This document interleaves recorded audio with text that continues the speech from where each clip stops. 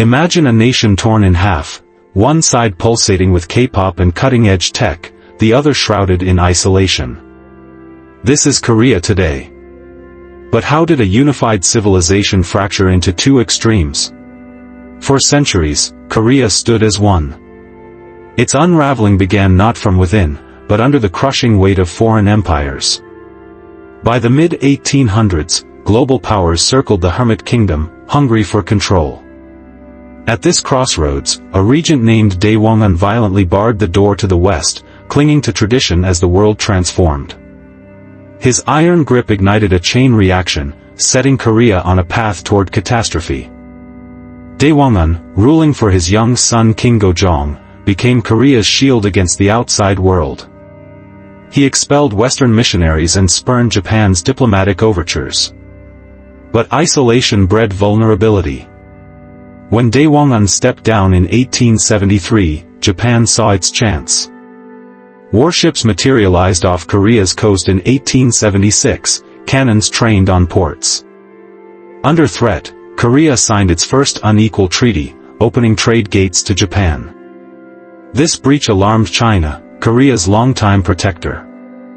Qing forces flooded in, claiming authority. Suddenly, Korea found itself a pawn between two giants, its sovereignty crumbling with every foreign footprint.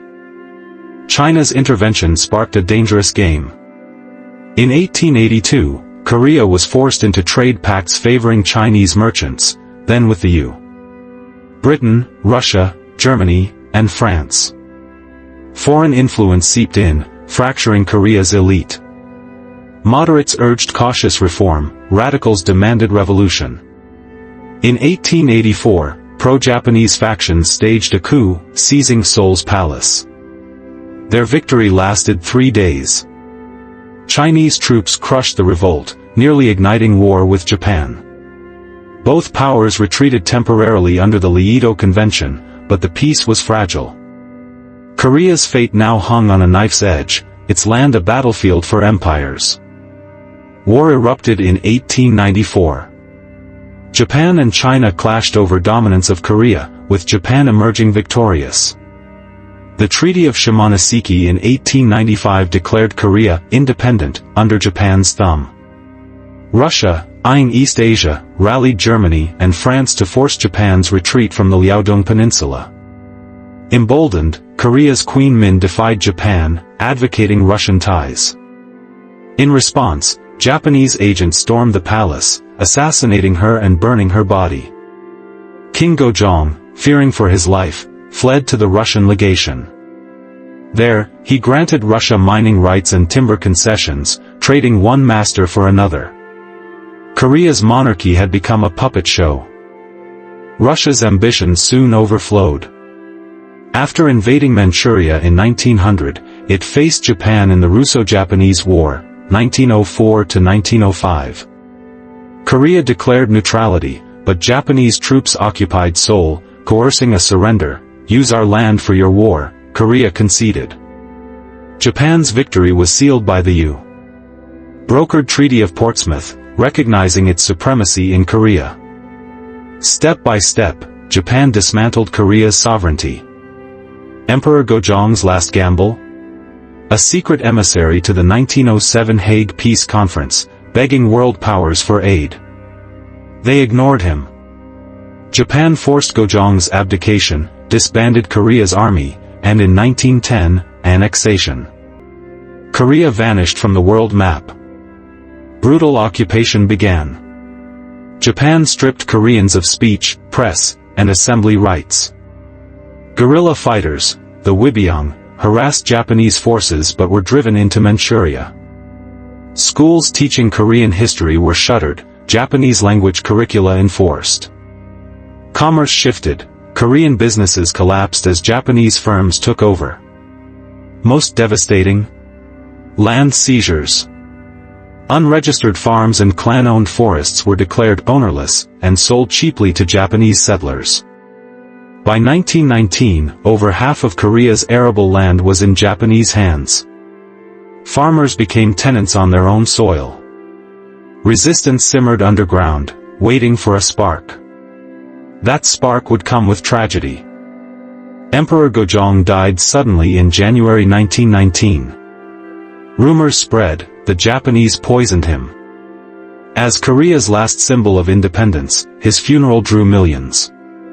On March 1, 1919, 33 activists read the Declaration of Independence in Seoul's Pagoda Park. Copies spread nationwide. Peaceful rallies erupted, 2 million Koreans marched, waving the Taeguki flag. Japan's response was savage. Soldiers opened fire in Seoul, Jimri, and Jeju. Thousands were massacred. 47,000 arrested. The movement was crushed, but its legacy endured. Korea's cry for freedom had echoed globally. Exiles now had a mandate to organize. In April 1919, Korean exiles met in Shanghai. They formed the Korean Provisional Government, KPG, electing Syngman Rhee as president. From China, they printed newspapers, trained soldiers, and lobbied world leaders. Facing this organized resistance, Japan softened tactics. Military police were replaced by civilian forces, limited press freedom returned. But exploitation deepened. Korea became Japan's rice bowl. Farmers were ordered to convert dry fields to paddies. Rice shipments to Japan surged 300% by 1930. Koreans ate millet and barley while their harvests fed Tokyo. The KPG's message was clear: Japan's reforms were economic strangulation. The 1930s brought despair. As Japan industrialized, Korea's farms were weaponized. Rice quotas soared, 70% of harvests were seized for Japan.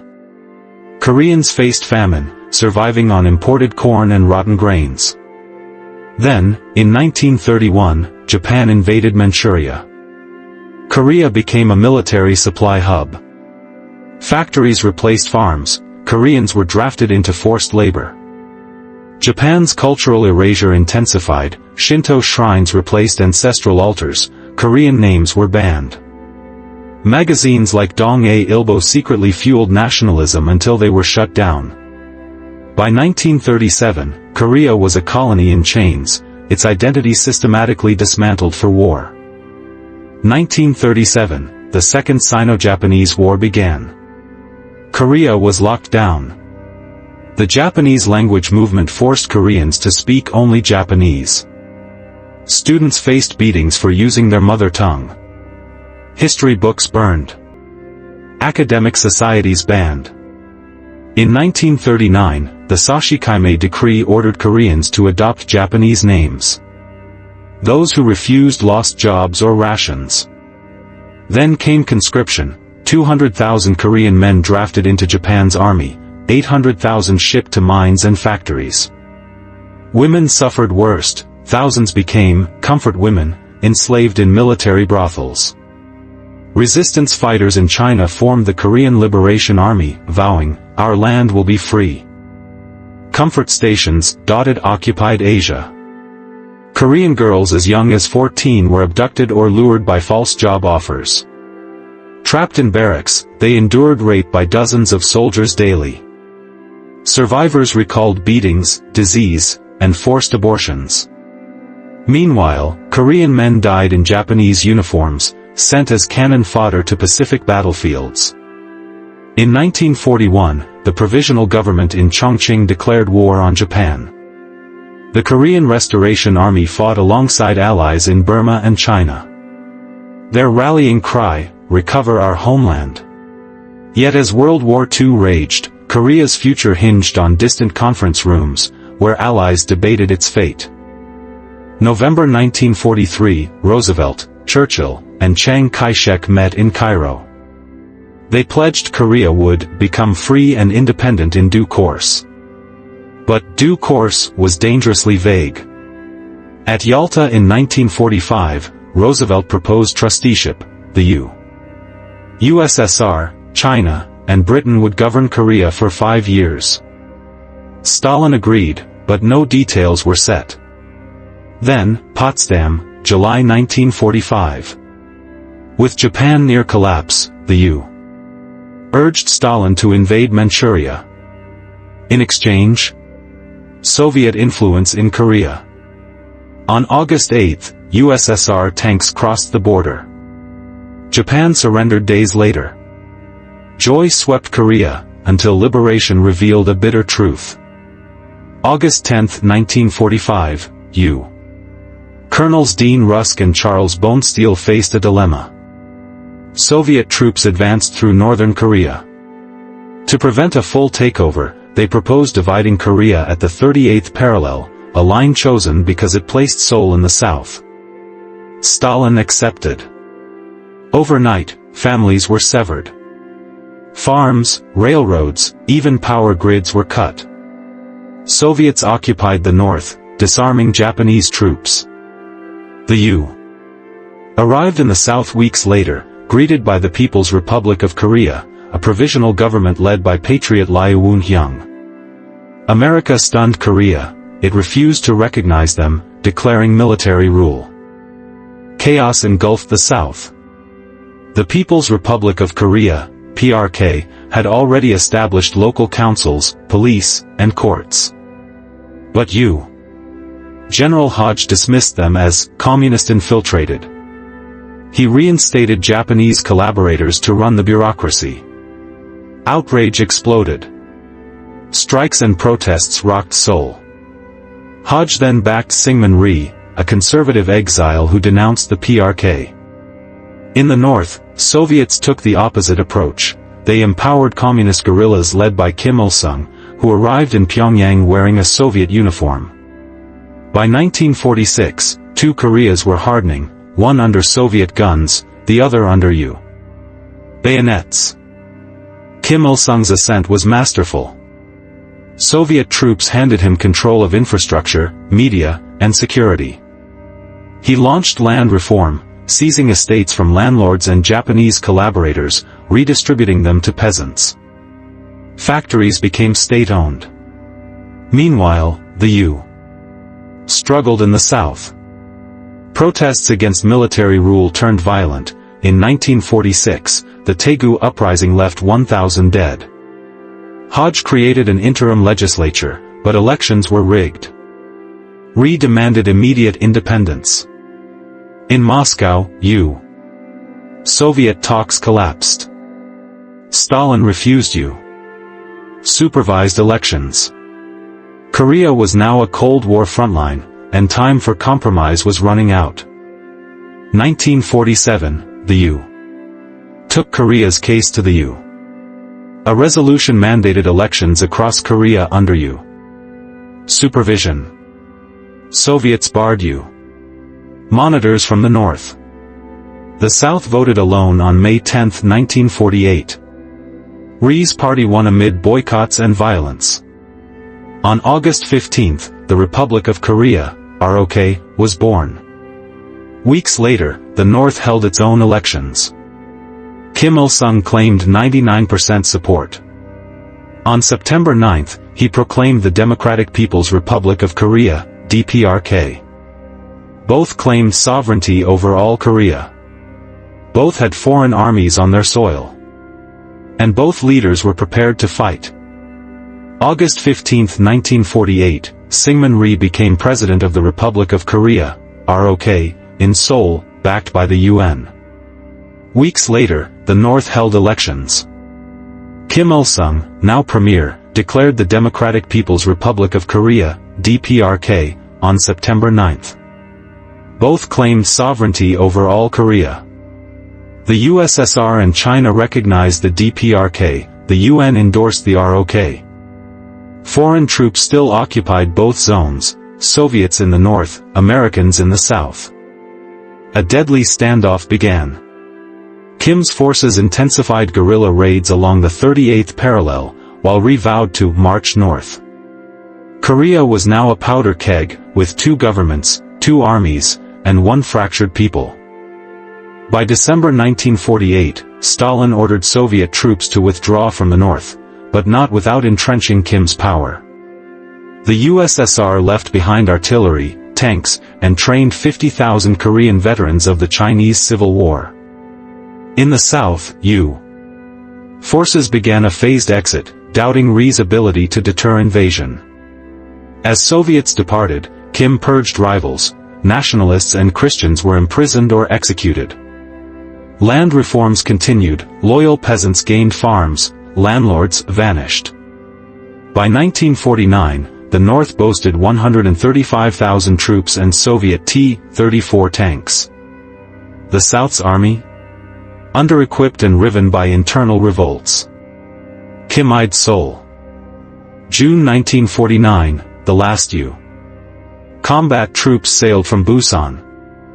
Washington left only 500 advisors, refusing Ri's pleas for heavy weapons. They feared he'd invade the North. Chaos followed, communist guerrillas in Jeju and Yeosu rebelled, Ri's forces massacred thousands. Border skirmishes escalated, 2,000 clashes in 1949 alone. Kim flew to Moscow, seeking Stalin's blessing for invasion. Stalin hesitated, "If you get kicked out, I won't lift a finger." But Mao's victory in China changed everything. In April 1950, Stalin approved Kim's plan. 150 Soviet tanks moved to the 38th parallel. The stage was set for war.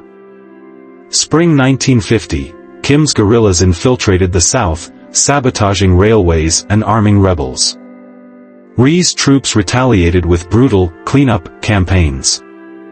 In Moscow, Kim secured final Soviet support, Stalin provided planes, tanks, and a battle plan drafted by Soviet generals. At dawn on June 25, 1950, DPRK artillery lit up the parallel.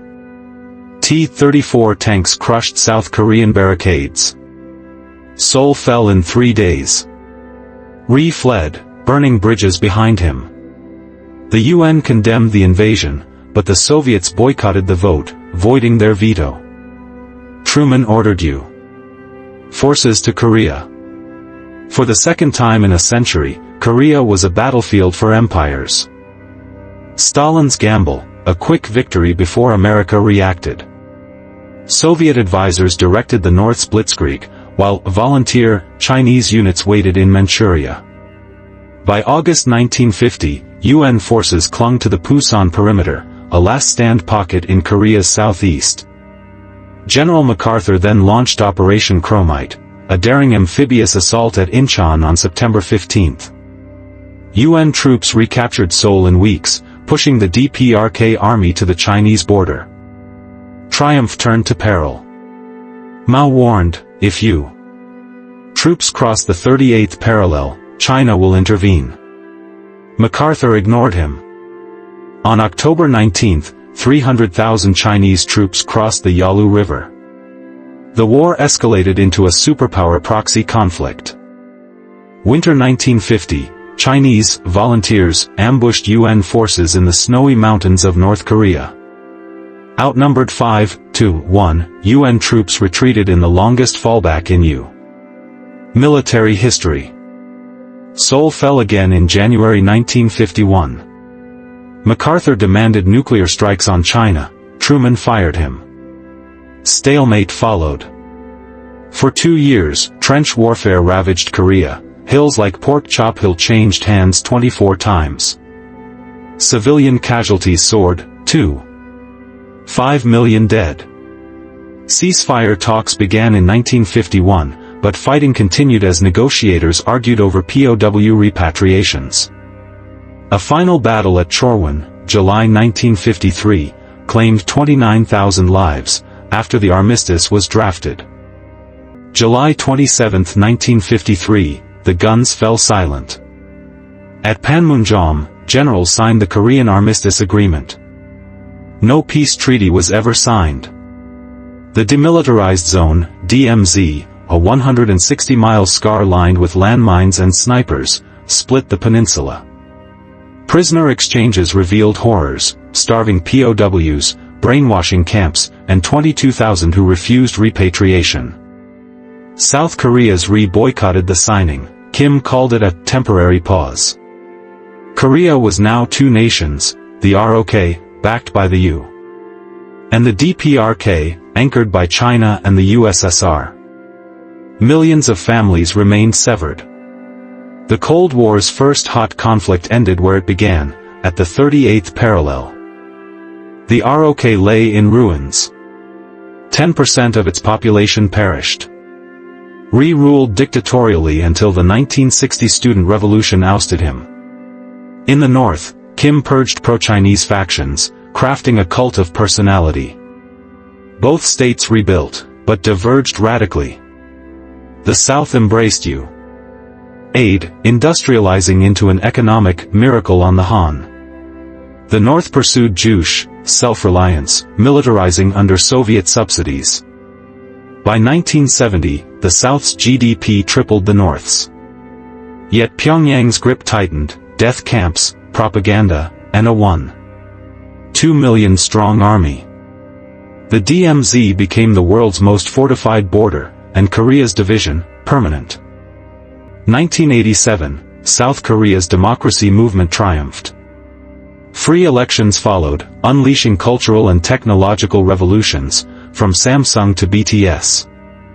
The North descended into famine. The arduous march, 1994 to 1998, killed 3 million. Kim Jong-il built nuclear weapons while his people starved. Summits in 2000 and 2007 raised hopes, but the North's atomic tests, 2006 to 2017, deepened isolation. Today, the South thrives as a global powerhouse. The North languishes under sanctions and Kim Jong-un's missile tests. Yet kinship endures. Separated families still meet at Panmunjom, sharing photos before parting. The dream of reunification lives, against all odds. Two futures, one past. South Korea's dynamism, democracy, K-culture, and innovation, contrasts with the North's frozen Stalinism. Yet both share a 5,000-year heritage, Hangul script, kimchi, and the trauma of division. The DMZ is now an accidental wildlife sanctuary, where endangered cranes nest in minefields. In Seoul, the War Memorial Museum mourns the dead. In Pyongyang, the victorious Fatherland Liberation War Museum glorifies the fight. History's lesson? Korea's fracture was forged not by Koreans, but by empires, and healed only by time. As lasers pierce a Seoul concert sky, and missiles blast from North Korean silos, the parallel endures. The war never ended, it merely paused. For 70 years, the DMZ's razor wire has severed mountains, rivers, and 10 million families. Elderly survivors still trek to the border, scattering ashes of kin they never reunited with. Since 1953, over 133,000 lives were lost in skirmishes, naval clashes like the 2010 Cheonan sinking, axe murders at Panmunjom, 1976, and tunnels dug under the border. Yet humanity flickers. In 2018, 89 families met briefly at Mount Kumgang, holding hands after 68 years apart. They exchanged photos, wept, and parted in hours.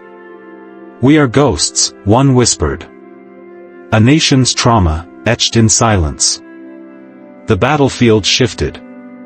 In 2013, North Korean hackers wiped 32,000 computers at South Korean banks and TV stations.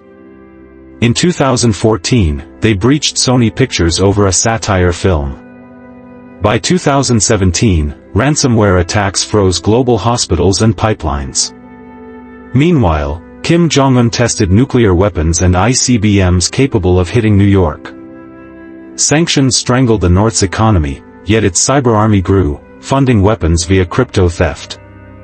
The South responded with cyber command, eye surveillance, and THAAD missile defenses. A new war raged, invisible, endless, where a keystroke could black out cities. The parallel's shadow stretched into the digital abyss. Diplomacy danced on a knife's edge. The 2018 Singapore summit saw Kim and Trump shake hands, then talks collapsed over sanctions. In 2019, Kim demolished the Inter-Korean Liaison Office, a symbol of thaw. The North resumed missile tests, the South answered with joint drills with the U. Propaganda roared back, Northern speakers denounced puppet traitors, Southern K-pop drowned them out. Hope faded as the North sealed its borders in 2020, even rejecting COVID aid.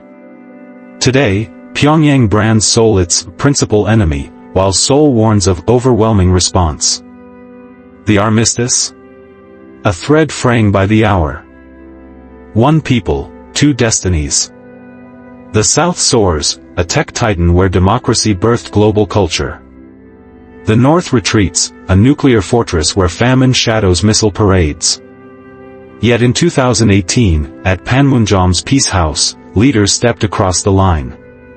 They planted a pine tree with soil from both lands. For a moment, unity felt possible. But roots withered as politics intervened. The lesson? Division was never Korea's choice. Empires drew the line, Koreans paid the price. As the last divided nation on Earth, its future hinges on a question: can kinship outlast ideology? Until then, the parallel stands, a wound unhealed, a war unconcluded.